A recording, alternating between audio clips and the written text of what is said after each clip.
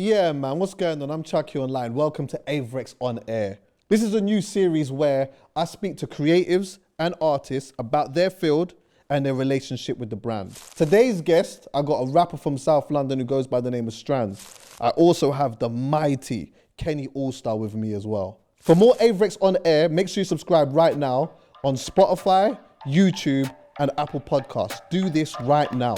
Right now.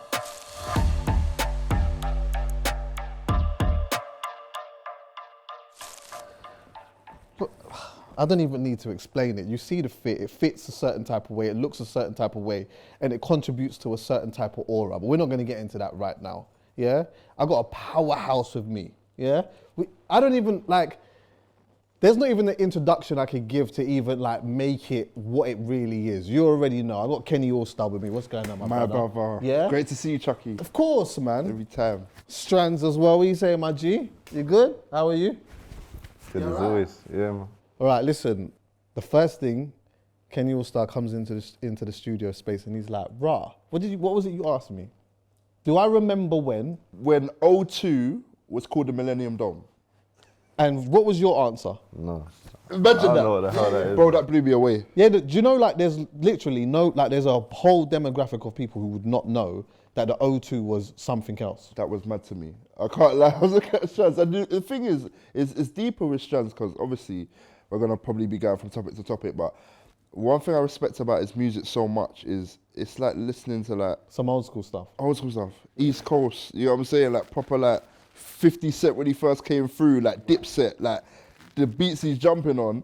And I'm thinking, how old are you? You're jumping on beats like this. You definitely wasn't around when we were listening to these records, and I was just blown away by it. So then I started asking him literally about, do you remember this? You remember that? Remember this? And it's like, I do that all the time. And this is the thing, I'm gonna tie certain things back. It's gonna make sense, yeah? So, talking of old school, yeah? I remember Soulja Boy went on to Tim Westwood on the Radio 1 rap show, which you now do, my G, yeah? Love, and we're gonna get to that, we're gonna get to that. I like that. You know, when you dropped that in, that was subtle, sweet. We're gonna get to that. But Westwood asked Soulja Boy, what is your old school? And I remember Soulja Boy saying 50 Cent. Wow. And at the time, people were like, wow, my God. But it was like, hold on, wait, no, take a moment to deep this. It makes all the sense. I was born in 93. 50 Cent ain't an old school artist to me.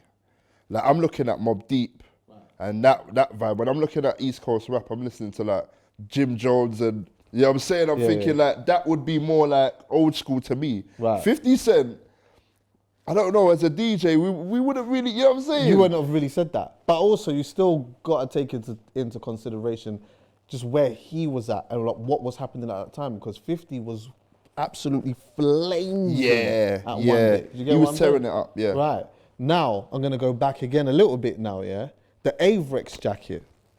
What did the Avirex jacket mean to you? When I was coming up, it wasn't a thing like that. It wasn't I think it was past that stage of oh, this is the icon. I think it moved on to the next thing by then. Because for me, when I kind of found out about Avirex, that was way later on. That was maybe a year or two ago when I was like, oh shit, this is just hard. I'm seeing people wearing it. I'm like, where's this from? And then people are telling me, oh, this is actually mad old. What did you have? In school, for me, an Avirex was a mad commodity. People were getting moved to for their jackets. Literally, man was getting run up on. Bro, let me hold that. Yeah. I think at our stage it had gotten into the early high fashion craze where it's everyone was Gucci. You know when Kanye and went Paris and then it all became cool to start. You know what I'm saying? It became cool to start wearing the designers and then that's kind of where my generation was at. Hey, that's interesting as well, because there was that phase. And then remember, then Skepta came and then he was kind of on the vibe of, listen, now I'm dashing it all in the bin. And then it went Tracksuit Mafia a bit. Yeah. TNs. Right, exactly, TNs. 110s. You know what I'm saying? That was the vibe. Chuckie.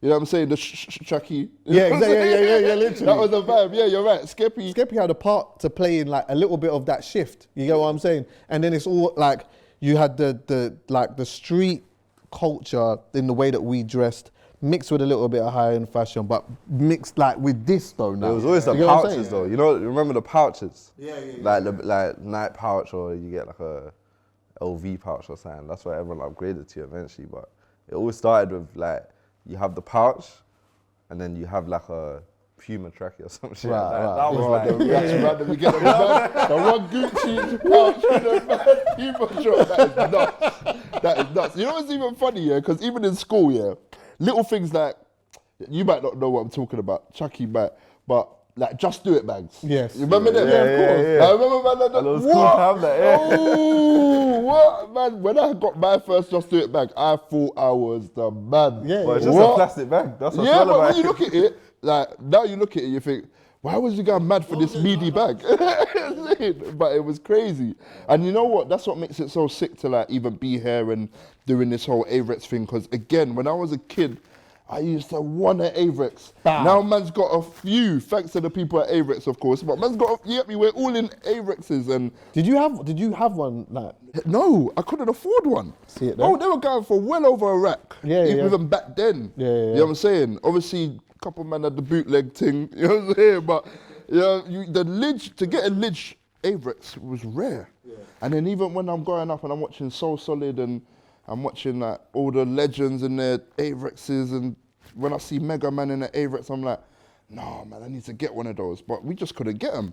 Looking at So Solid and what they was doing and how they was dressing and whatnot, like they was super trendsetters. Head and of the that. time. We're at a space now, in time where you see, like when you look at some of the rappers now, they are shifting culture in so many different ways in the way that they dress and the way that they move. Agreed. Because agreed. there's so much eyes on them. Yeah. Do you know what I mean? They can turn around and say, yo, this is the vibe, whatever it is, or just wear it. And then all of a sudden now you got kids all over the country that just want to be a part of it. And that's why I rate, again, some of the designers coming through that's really game changing. You know, I look at people like Clint and, you know, little things like that.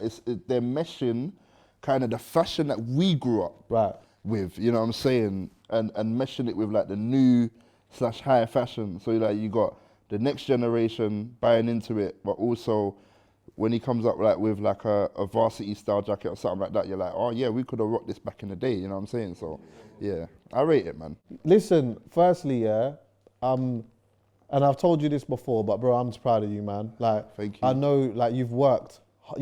You are the epitome of the person who just keeps their head down and just does their thing. You're just doing your thing. You've always done that, and I saw that you announced recently you're on Radio 1 now, like doing that. So you'll still have your normal show, right? Yeah. So I'm still gonna be on One Extra, but I'm also gonna be on Radio 1 as well. doing the rap. Like, how does that feel, bro? Because you know that there's like that in particular is a very legendary show to have, because it's been going on for such a long time. Yeah. Do you know what I mean? And you also understand the importance of that, like what that actually means. Of course. But how does it feel? It still feels surreal. I can't lie. I wake up every morning, just check the announcement tweet, make sure that it's lig. Like, did this really happen? Radio will retweet. Okay, cool. Yeah, we're going. We're actually happening.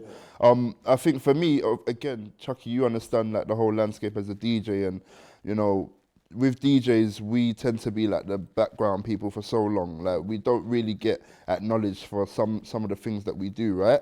Whether it be going in a club and keeping people moving, or trying to like shift culture and, you know, build the narratives of what's gonna be hot. But for me, there's so many narratives that write this story, you know, whether it be coming from South East London, Lewisham, and being the first person from my area to even make it on Radio 1, whether it be being, you know, the first, you know, black man in that slot.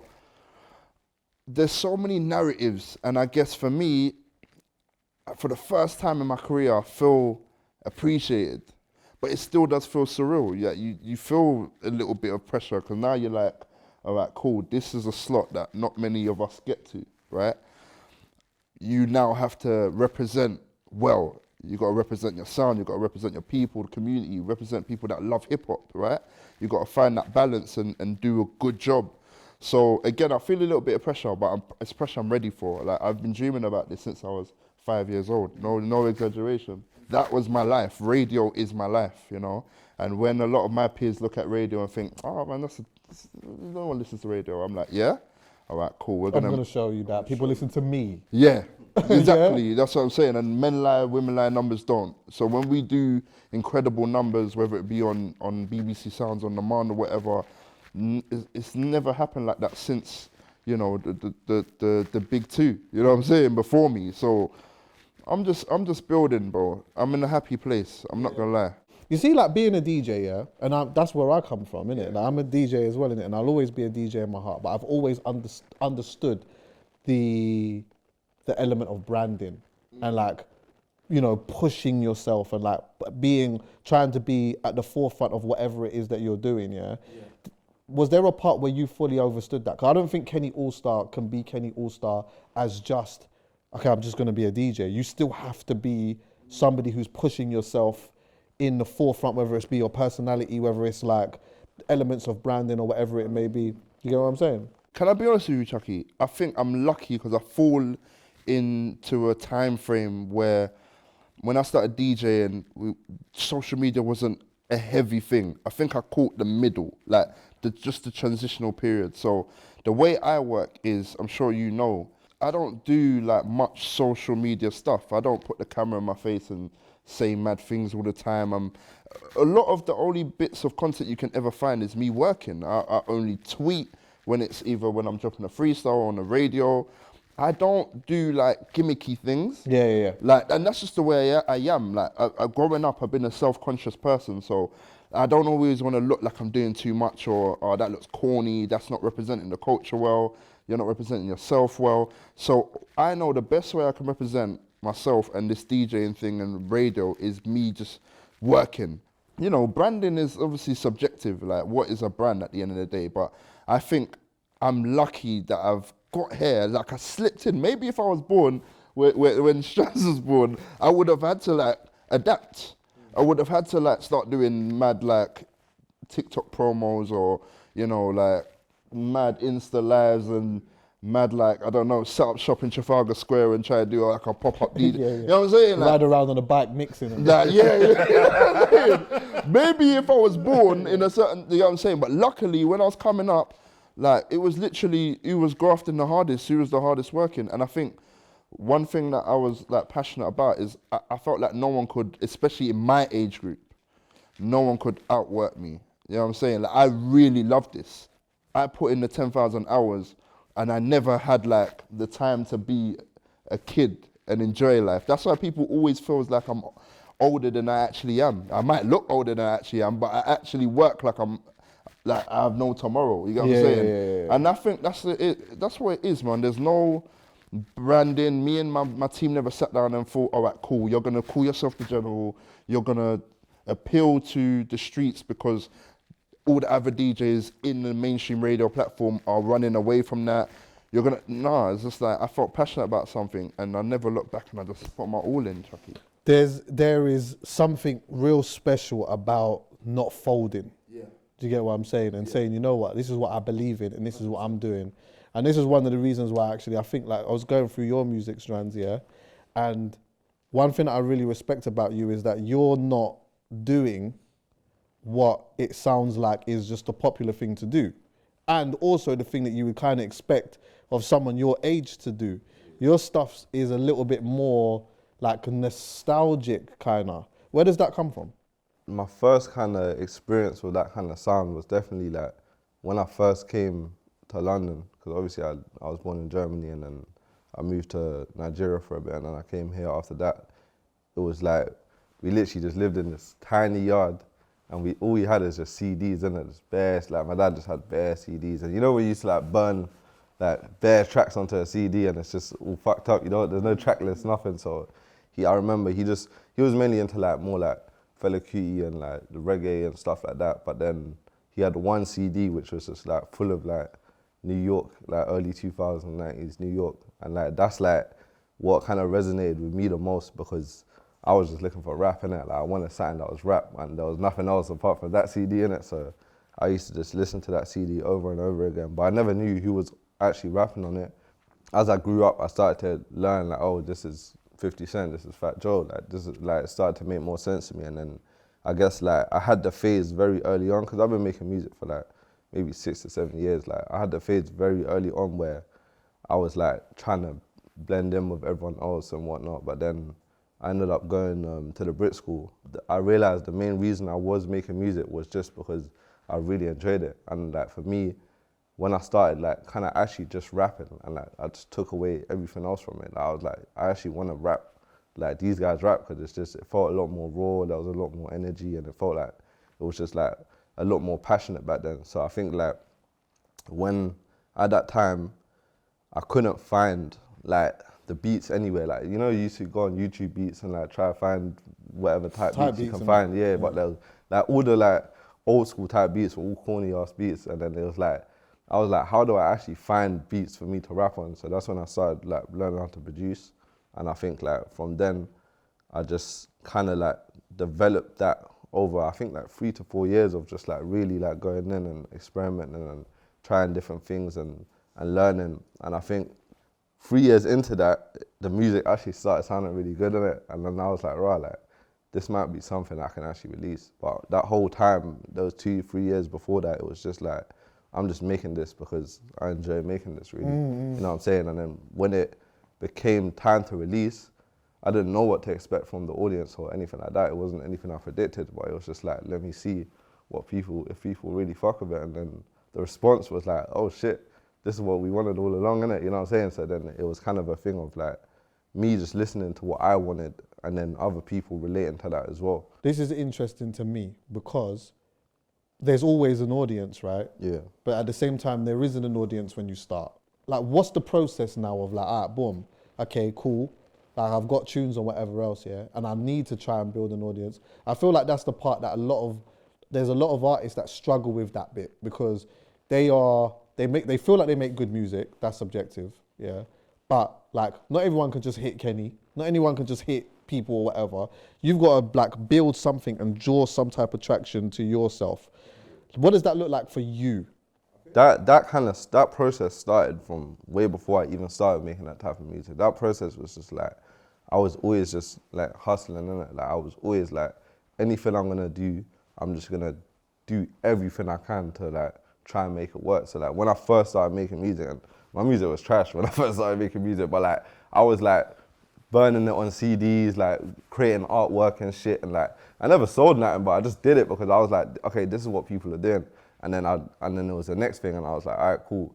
Now it's like SoundCloud and shit like that. So I'm on SoundCloud, and then I'm like, yeah, like how do I advertise this? And then I started like just on this like early Snapchat days, and I would just literally send a message to every single person on my Snapchat. I would tap every name, send a message, like, and I made it look like a personal message, like, yo, I just dropped something, innit? But this was before like everyone started oversaturated that, innit? So it was like, wait, do people do that on Snapchat? Like now, still? Like it's not as effective anymore because too many people do it, innit?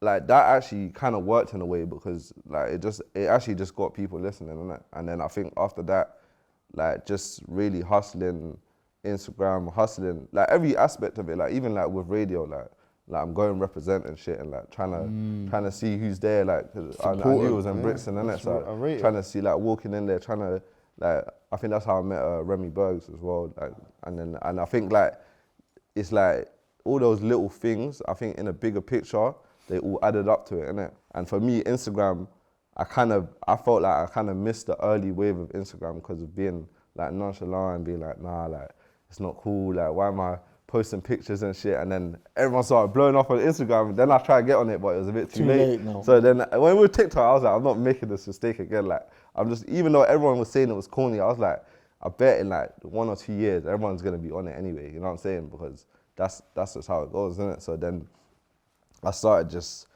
going hard, like just trying every little thing, trying to understand it. And I think because of all the other stuff I had done, I just had a good understanding of like what makes people like listen to things in a certain way and what makes people like connect with stuff and like how to talk to people, innit? And like how to really sell them something. So I think like that like helped me a lot with just early on in TikTok, just being like, yeah, like I'm not gonna do it in a corny way. I'm not gonna like sell myself out or make like do anything that I'm not comfortable with, but I'm gonna make sure that however I present this, it's gonna come across, like, and people are gonna connect to it, innit? And I think, yeah, that's kind of how it works.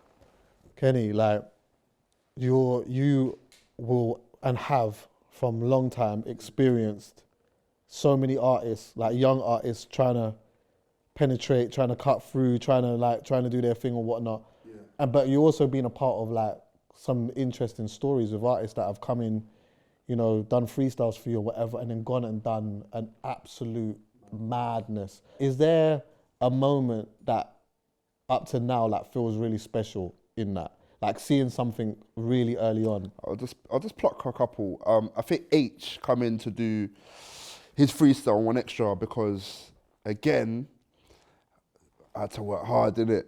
I didn't have a show on One Extra, you know. When I'm bringing Unknown T and I'm bringing Dig That and I'm bringing H. You was doing, was it? Yeah, it was the residency thing. And the residency was like, was it one show a month? Or one show a month, bro. And what made it even worse, you couldn't really upload nothing onto their channel. So I like had to kind of, because obviously you're resident, you might not be there the next month. So you're not like you actually have a show that you can use the actual platforms of YouTube, of their YouTube, to, you know what I'm saying? Because you're not really a full-time presenter. So I had to like kind of convince the powers that be that, yo, these artists that I'm about to bring up in through this place, they're gonna be hot. I'm telling you, like, let me get a platform. Let me be able to put them on your YouTube channel and I'll show you. So H validated that because he came in, he had done a few freestyles on P110 prior to that. Yeah. And of course he had Straight Rhymes, which was probably the record that got him brewing across the Manchester. But when he came in and jumped on the Taste beat, remember in the club, Taste, Tiger, ringing off. So he jumped on that beat and he was coming on his, you know what I'm saying? It was mad. Yeah. And obviously my mad facial expressions looking all mad in the background and that. There was certain elements that made it like a moment. And I'll never forget that because, again, I'm not a full-time presenter. I had one shot to kind of prove people that, yo, I know what I'm doing here. And it went mad, and now that's over 10 million views on YouTube. So that was special. There's so much eyes and ears on what it is that you're doing, and like these type of freestyles or whatever, it means something. Now it's like you got to that point where it's like, if you are standing next to something, even if it's just for a short minute, in some way you're co-signing it to a degree, and people respect you and where your ears are at. Do you get what I'm saying? So it's pressure though, because you know what it is? I don't like the term gatekeeping. Right. Like obviously, I guess in some industries, people say it exists, but when I'm just a guy that likes rap music, like I just like rap, I like the art of rapping and the way I look at it, you don't have to rub shoulders with me to get anywhere. Like I'm not, I know you meant to have a bravado and bossy. I think I'm good at what I do, but I'm not essential to your career. You get what I'm saying? Like you can cut through without me. Like I'm just passionate to just see man come from where we come from, just do better things. I like what you said there. It's like, it's not, you're not the be and all end of this thing, but you are important to it though. You are important, and I think that we definitely shouldn't downplay that element of it. Do you ever have to manage expectations? All the time. You know what's the hardest part of this job is? People honestly think you can change their life. Like, and I think it's mad when people look at me like that. One man can't change anyone's life. It starts within. Do you get what I'm saying? Like, yesterday I had a show in Soho. I'll come out, I'm going towards my car, one guy stops and he starts rapping a 32 bar. Like, bro, I'm telling you, I'm the hardest rapper. I get this every single day. Like, man's going to shop, I'm going Blue Water. Man jump out of prayer, yo. Literally, I'm just trying to get an oat milk latte. Man is like literally spitting. And sometimes it's a lot though. It is a lot, because the thing is, I'm a human being. I like to do human being things, like all of us. But when a man's just rapping, you're in Tesco, man's rapping, you get what I'm saying? You know what I'm saying? I'm about to go into the BBC to do my job, like man's rapping. You're like, chill. You know what I'm saying? And what I always tell people is that, again, it's a marathon, not a sprint. My first actual residency show on One Extra, I was 18. I've had residencies and I've been rejected multiple times. I've done like mad, like cover shows, rejected, nothing. I've only just been in this position 4 years. I've only had a One Extra show for 4 years. The problem with a lot of rappers is they want it quick. They see a man that's got like a hot record and think, no, I'm better than him. Like, how's he, like, why has he got, like, why is he charting? Why is he doing all the shows? Why is it, like, but they're not thinking about themselves. You spend so much time watching the next man as a rapper instead of you perfecting your craft, finding your sound. Look at Strandz talking about on Snapchat, doing the maddest marketing. He's thinking about, all right, TikTok's the new thing. I've missed the Instagram rave. All right, let me build on that. This is a man who's actually putting in, like, work and thinking. You get what I'm saying? He's not there, like, getting all salty and thinking, oh, this rapper's dead. Are you not? No, for sure not. You see me, I've always had the attitude of, like, if someone's somewhere that I'm not, there's a reason for that, innit? Like, there's no such thing as, like, regardless of if I like their music or not, like, I never look at a man and be like, oh, like, why is he there and I'm here? Like, that's never how I see things, because you never see the work someone puts in to get to where they are, innit? You know what I'm saying? Like, I didn't know half of the shit that he's saying now until right now, you know what I'm saying? So I think it's like, that kind of aspect of it shows that even for me, a lot of men I know, they look at me and right now and they're thinking, oh, like, this guy just did a couple of TikToks with his girl and then you know what I'm saying? But for me, it's all the work from before that's led up to this moment, innit? You know what I'm saying? So I can never, like, look at a man and be like, why is he there? Because I think if you're successful, then you deserve to be successful. Like, it's like that simple, you know what I'm saying? How do you, like, now, because we was talking about the audience aspect now, you got an audience now, you got people that are looking at what it is that you're doing, and you can see that even through the numbers and that you're generating at the moment. Like, what happens from this point? Have you then put on a certain pressure within yourself now to do more, like, to strive for more, like, or is it more just about, you know what, like, it's gonna come, I'm just focusing on the music more so than the number?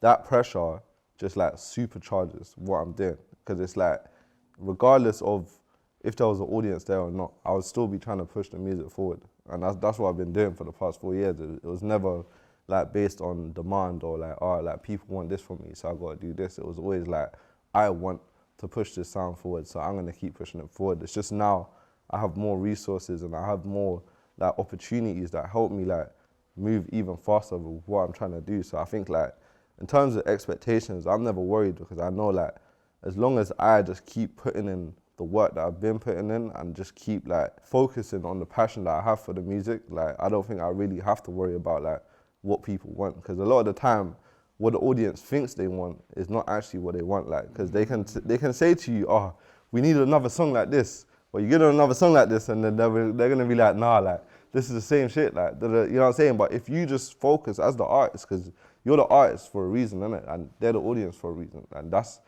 the, like, it's important to respect that relationship of a thing where it's like, you are responsible for keeping the creative strong and not letting anyone get in your head. Don't always try to provide what you think people want.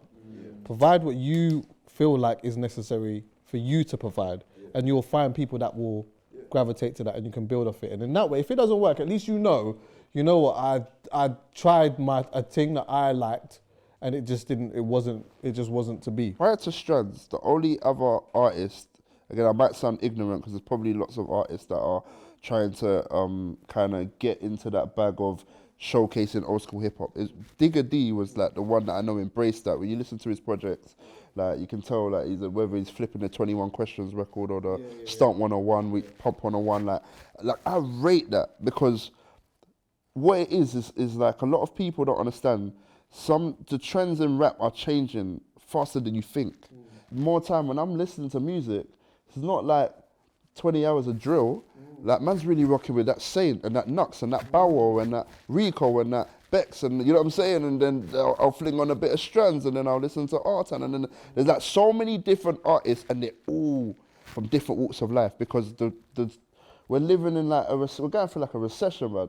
No one really wants to hear too much about how much money you're making right now. To me, this is real, like, rap. You know what I'm saying? When I'm seeing Strandz, we're outside the Eiffel Tower with his girl, I need my girl right now. You know what I'm saying? Like, it's us against the world. Like, I'm rating that. I knew he was in that bag anyway, because, you know, he came in here, and I'm not going to tell him what I said. But then he goes to me, he's like, yo, like, so what, you want this settling down thing and that?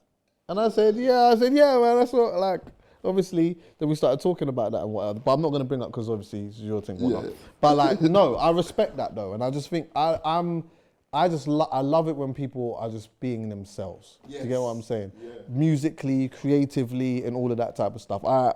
That's the thing that I really like, and I feel like we are getting into that space. And I do even sense that even in the way that we, elements of the way that some people dress and that. Because now it's like there's so many different culture shifters as opposed to it just being just one type of person. Do you know what I mean? That's what I think is important as well. Like with what we were saying earlier, with like there being a trend. Like I don't think there should just be one big trend. Like, I think, as you said, everyone should have their own little mini like cultures almost, where it's just like, yeah, I'm a fan of this and I like this, and I can find someone that's gonna give me that, rather than just everyone having to listen to the one thing that's popular right now, and then because that's how everything just gets a bit just boring, innit? Like, you know what I'm saying? Like, it's just like there's no progress, there's no like people pushing boundaries, because it's like everyone's just trying to like hold back on their creativity to like blend into this one pocket, if that makes sense. Yeah, for sure.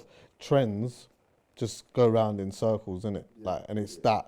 And it's kind of interesting, even when you look at like the Avirex, for example, it being such a thing, like at a point in, like before having this conversation, you're starting to see a couple man like back in the Avirex jacket and that. Like I was saying before, I saw Lethal. I was out one time and I see Lethal B, yeah? And I'm like, right. I was like, what jacket is that? Man's got the red Avirex and that. And like, I'm seeing a few people outside again wearing the Avirex. I'm like, oh, what is this? This is yeah. Oh, and I love this. Because this memo, but what? Yeah, exactly. Yeah. Exactly. And it's like, oh, right, I love this because like, right, I've always wanted one. I always wanted to be in that. I always wanted to, like, it meant something. And it was something that we just connected with, even though it had its own birth from way before us like that. 100%. But it's like, it was something that just we kind of connected. It feels like our culture, even though I know like the history of Avirex, I know it didn't start in the UK, but it feels like UK culture. Like so solid. Them man were from garage but still rapped though. Yeah. Do you get what I'm saying? They was in it. And then the grime lot, like these man was in it and that. And it's like, yes, there was a culture outside of this that really pushed this, you know, like with Biggie and Method Man and Nas and whatnot. But us over here, we're looking at like Dizzy and this man and whatever, and it's like, but even deeper. It's deeper than that though, Chuckie. Sorry to cut you, because I'm from Lewisham. You know what it is? The guys wearing it in Lewisham were rappers. It was like the serious man in the hood. Like, man that would, you get what I'm saying? Like, the serious guys were rocking it, and obviously the guys that were rapping wanted to be like them. So if they're looking at that's what mad when you're saying with the cycles, because even originally when fashion came to hip hop, it was from the street culture. Like it was the, like you see the fur coats and shit like that. Like that was the drug dealers I was wearing that, and then the rappers started like replicating that, because they're like, I want to be like the top guys in the hood and shit like that. So let's go back to rap quickly, yeah. So I feel, from my perspective, that it's in a really interesting space, and I think it's a lot to do with the fact that like now there's different styles of rap music that are getting a nice little shine, and I always feel as well that like there's certain types of artists now that can come through and they can sustain a good living without actually being the guy. Yes. You get what I'm saying? Not everyone has to be Dave. Agreed. Not everyone has to be Stormzy. Like not everyone has to be these guys. Like you can make a real good living of literally just rapping. What's lacking though? It's a weird one, because there's a few things that I think can be tightened up. I think the label system and its care towards the artists could be different. I think the issue is the labels. I think there's a disconnect between the labels and the actual movement of culture. So, for example, you can go for the hottest record, and that's all cool.